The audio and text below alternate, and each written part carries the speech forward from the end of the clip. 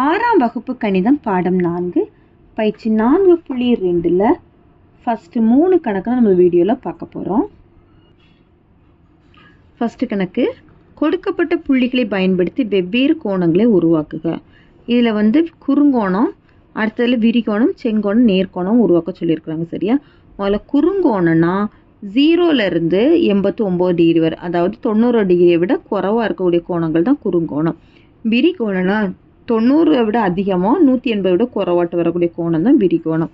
செங்கோணம்னா கரெக்டாக 90 டிகிரி, நேர்கோணம்னா கரெக்டாக 180 டிகிரி. சரி, இப்போ குறுங்கோணம்னு பார்த்தீங்கன்னா இப்படி போட்டால் தான் குறுங்கோணம். சரி, அடுத்த விரிகோணங்கும் போது விரிகோணம், அடுத்த செங்கோணங்கிறது கரெக்டாக 90 டிகிரி, நேர்கோணங்கிறது 180 டிகிரி.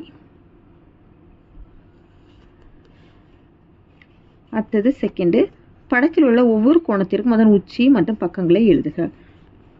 உச்சிங்கும் போது 2 பக்கங்கள் இணைகிறது தான் உச்சி. சரி, அப்போ 2 பக்கங்கள் இணைகிறது என்னதுன்னா, இது உச்சிக்கு டி, பக்கங்கள் டிஇயும் அடுத்து டிஎஃப்பும்.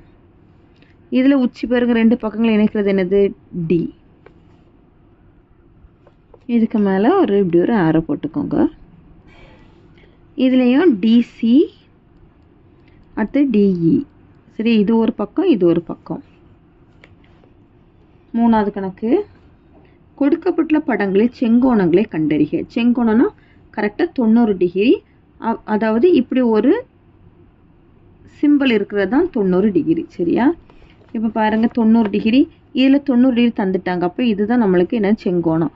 90 டிகிரி தரல அப்படின்னா நம்மளுக்கு இந்த மாதிரி ஒரு சிம்பிள் இருந்துச்சுன்னா அது 90 டிகிரியை நம்மளுக்கு எடுத்துக்கணும். இதுதான் 90 டிகிரி. சரி, அப்போ இங்கே பாருங்கள் அதே போல் இருக்கா, இதுவும் செங்கோணம். இந்த 3மே செங்கோணம். அவ்வளோதான் இந்த வீடியோ. தேங்க்யூ.